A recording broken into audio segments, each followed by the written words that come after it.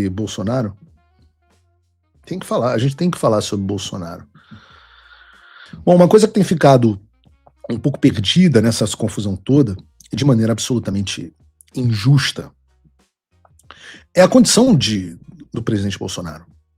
Né? A condição física, a condição humana na qual ele se encontra. É um tópico que eu já trouxe aqui várias vezes no programa, mas eu não vejo tanto sobre isso em outros lugares como a gente deveria ver.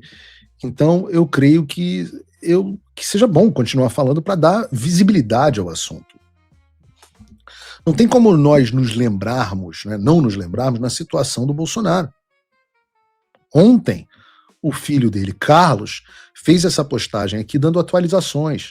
E eu não vou ler a postagem inteira por uma questão de tempo, mas nós, de fato, precisamos nos lembrar da situação do presidente Bolsonaro, que, segundo Carlos, está apático, sonolento, abatido, apático, e eu tenho certeza que isso não tem sido nada fácil. Eu tenho algum contato com a família do presidente, não com ele, mas com a família, e não tenho como não me revoltar. Porque há em cima disso um componente ainda mais indignante, que é o fato da PGR estar sentada em cima do pedido de prisão domiciliar do presidente. O prazo para que eles se manifestassem, dado pelo Alexandre, acabou na segunda-feira. E a semana vai se encerrar amanhã, e até agora a PGR não se manifestou sobre o pedido de prisão domiciliar. Claro que o Bolsonaro não deveria estar nem preso, mas com o presidente preso em regime fechado, a discussão mais importante no momento é a conversão do regime de cumprimento da pena para prisão domiciliar, e não por qualquer outra questão que não seja uma absoluta necessidade médica. Quanto mais tempo Jair Bolsonaro, um senhor de idade, passa sem ter os devidos cuidados, mais em risco está a vida dele. Vejam, o Alexandre, quando da prisão do presidente Bolsonaro, condicionou uma eventual prisão domiciliar à produção de uma perícia médica. E isso nós já temos de maneira incontestável. Os exames e as avaliações necessários, e nós vamos ver alguns documentos que baseiam esse novo pedido de prisão domiciliar, foram realizados tanto pelos médicos nomeados da Polícia Federal, quanto por médicos indicados como assistentes técnicos responsáveis pelo tratamento e acompanhamento do presidente Bolsonaro. O laudo elaborado pelos peritos oficiais apontou, abre aspas, seria inegável a presença de comorbidades crônicas que ensejam controle e acompanhamento, descrevendo a presença de múltiplas doenças crônicas, e disseram que, abre aspas de novo, apesar do controle clínico e da disponibilidade de protocolos de pronta resposta para atendimento de urgência e emergência, é necessária a otimização dos tratamentos e medidas preventivas por profissionais especializados em decorrência dos riscos e complicações, principalmente eventos cardiovasculares. Isso é a Polícia Federal. Isso é o lado do perito da Polícia Federal.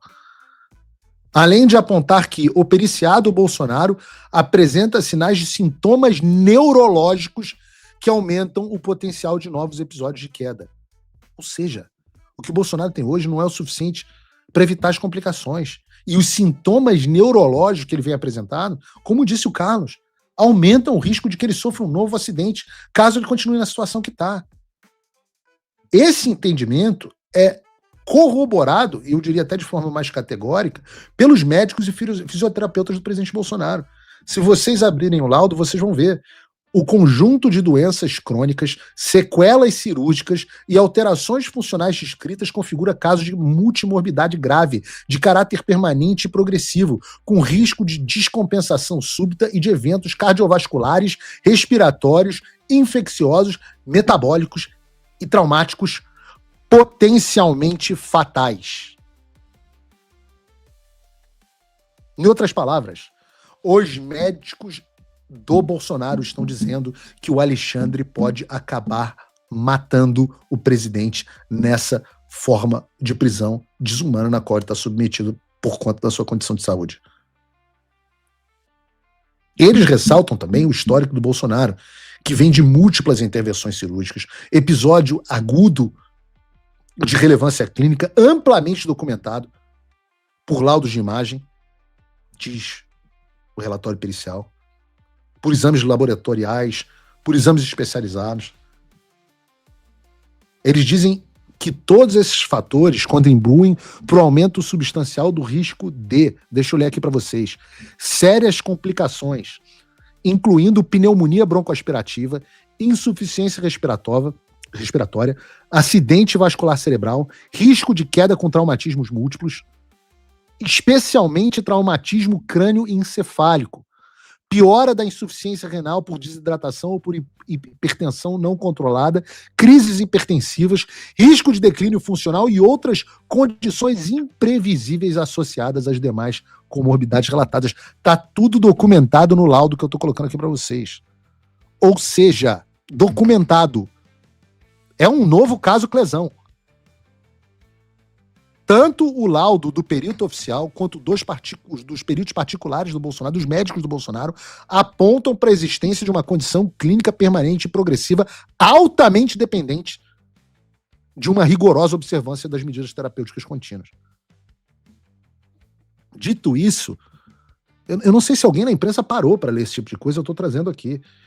Dito isso, abre aspas, na condição atual, as limitações inerentes, notadamente quanto ao acesso contínuo a equipamentos especializados, a garantia de dieta fracionada com hidratação rigorosa, ao monitoramento clínico e hemodinâmico frequente e a administração precisa de polimedicação, tendem a impedir a implementação adequada das recomendações médicas descritas. O que quer dizer que, caso o Bolsonaro continue no regime fechado, as restrições a ele impostas impedem que ele tenha o tratamento que ele precisa para que o quadro dele não seja agravado. Há uma concordância. Não tem o que a PGR aguardar. Os peritos concordam.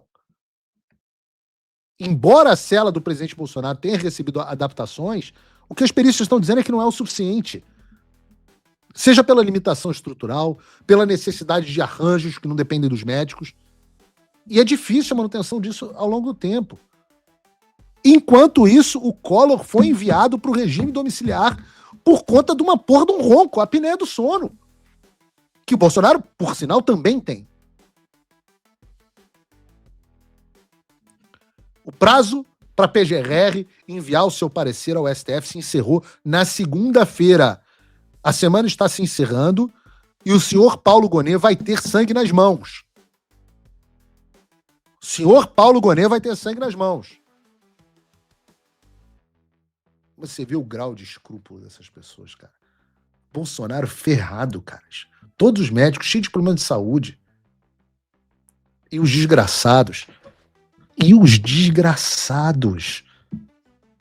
Fazendo corpo mole. Paulo Gonet, o apóstata, eu não duvido nada que esteja curtindo o carnaval. Porque já que esculhambou o catolicismo dele, torturando o velho, o que é curtir uma esbórnia, né? Não é nada, é pecadinho. Vergonha. Eu não. E lamento, assim. Lamento. Por isso que quando eu vejo as pessoas em cima do muro em relação à candidatura do Flávio, que é a nossa esperança, não para livrar o Bolsonaro, mas para impedir que essa quadrilha continue no poder, quando eu vejo pessoas em cima do muro, me dá uma insatisfação, cara. Eu já falei aqui no programa. Todos os dias, antes de eu começar o Paulo Figueiredo Show, na nossa discussão de pauta, a Mica traz para mim tudo que... Eu não assisto, tá? Então, a Mica traz para mim tudo que foi dito nos principais programas da direita. As pessoas que você assina, tá? Um desses grandes veículos, e a gente começou esse monitoramento há 2 semanas. Há 2 semanas eu não vi, num dos maiores programas da direita, eu não vou dizer ainda quem é para não dividir a direita, vocês façam as contas de vocês, há 2 semanas eu não vejo o nome do Flávio Bolsonaro ser mencionado neste grande programa da direita. Nem pesquisa, cara. Eu falei assim, mas não saiu a pesquisa da Atlas Intel? Não. É engraçado que esse veículo publica outras pesquisas, em geral focadas no Tarcísio. Eu não vou dizer aqui, eu não quero dividir a direita nesse momento, né? Que é o que eles dizem.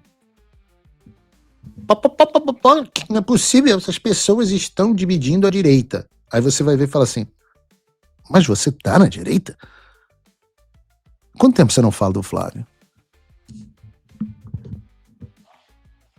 Vocês que estão... Quem está dizendo no chat, eu não vou falar, tu dizes, né? Vocês estão dizendo quem é. Vocês estão dizendo quem é. Não sou eu. Por enquanto eu não vou falar, não. Vou deixar vocês usarem a imaginação de vocês. Porque não é o foco. Só porque não é o foco. Tô ocupado com outras coisas. Mas vocês não acham que 2 semanas? Eu vou continuar monitorando. Terça-feira a gente tem reunião de pauta de novo. A gente o que foi discutido no programa tal na segunda-feira? Não teve nada do Flávio. A Mica, ela tá assistindo o programa, não tem como entrar no ar, mas ela pode dizer pra gente. É verdade. A gente tá chocado. Eu porque eu não assisto esses programas, eu acho chatos pra cacete. Já falei pra vocês, a maioria deles eu acho programas chatos. E aí eu paro pra assistir o programa, para receber, não paro para assistir o programa e recebo a pauta do programa e falo assim, mas e o Flávio? Não tem nada do Flávio. Tá bom. Aí vem, porque quem são essas pessoas que estão cobrando o Nicolas? Essas pessoas, o Flávio Bolsonaro precisa desautorizar essas pessoas, ou seja, é só fala do Flávio para desautorizar, para pedir para o Flávio desautorizar as pessoas que estão expondo o fato de que eles não estão conosco. E é mais grave ainda quem cobra a assinatura. Não assinem o nosso veículo porque nós somos a única voz dissonante. Eu falo assim, pô, mas a Globo News está dando mais cobertura ao Flávio que vocês. Que estranho, que esquisito. Que esquisito. Enquanto isso, vejam só como esse vídeo evidencia os furos na versão do Alexandre de Moraes. Porque vou explicar para vocês. Qual é a alegação? A alegação é: um auditor da Receita Federal acessou os dados de uma enteada do Gilmar Mendes.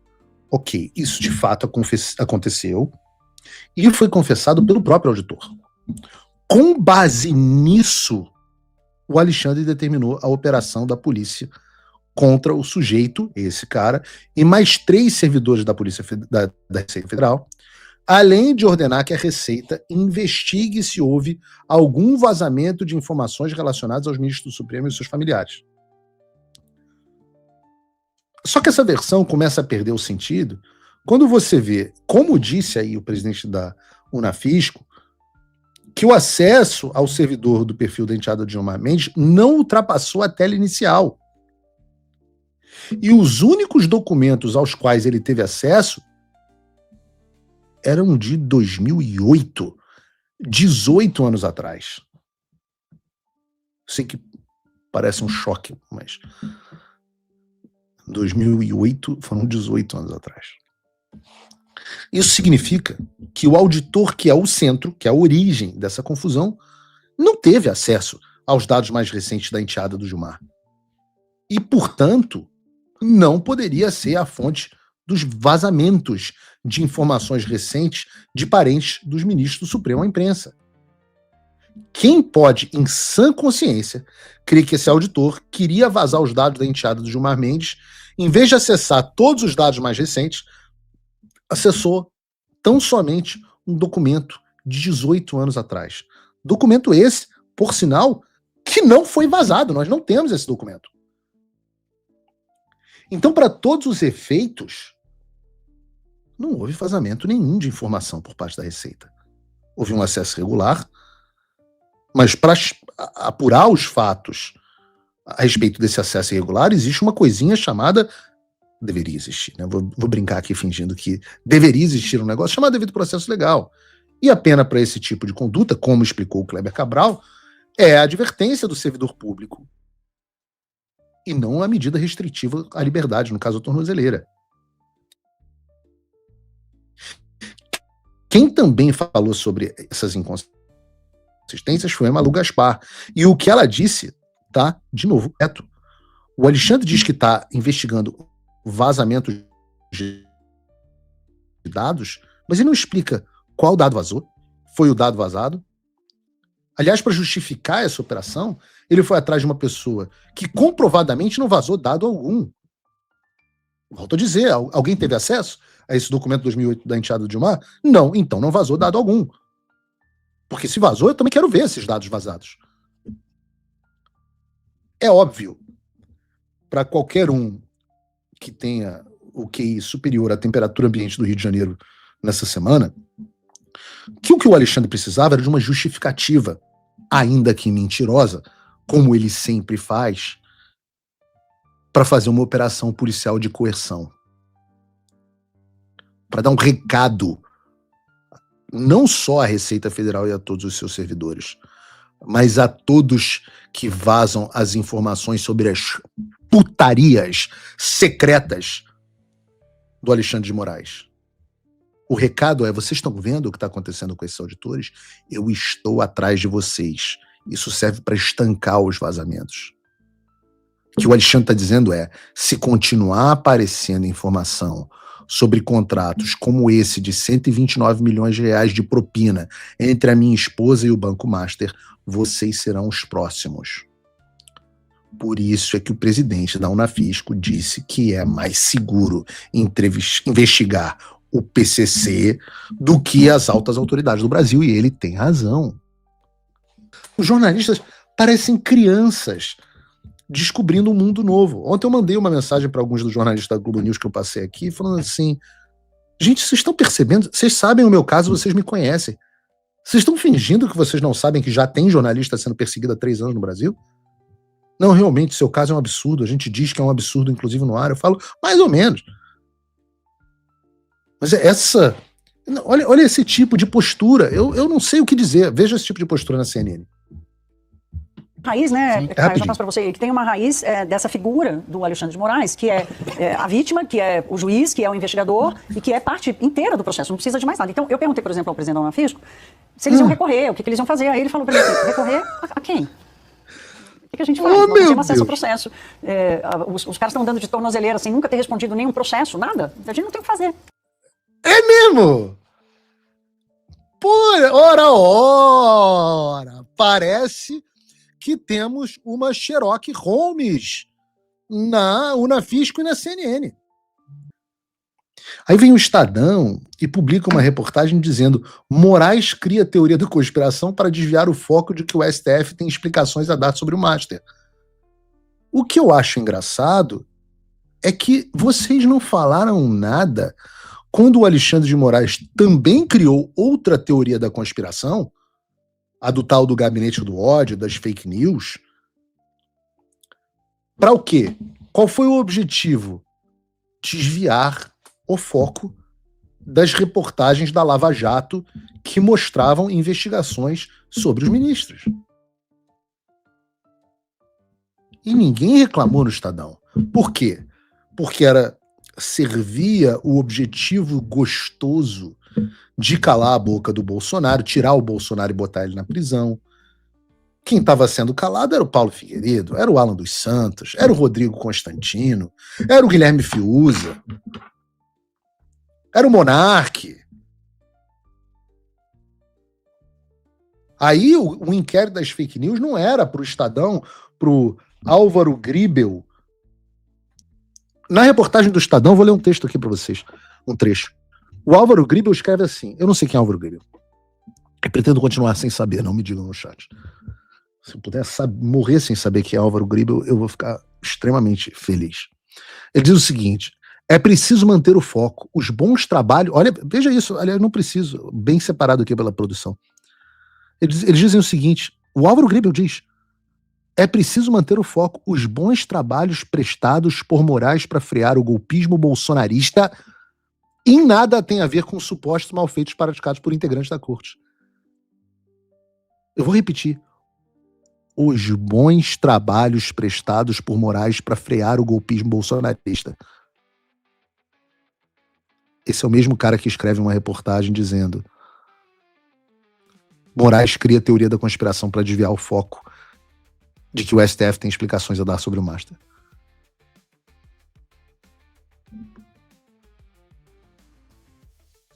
Vocês procurem no Google o que significa dissonância cognitiva. Porque ele escreve, ele continua: se houve delitos, eles também terão de ser investigados.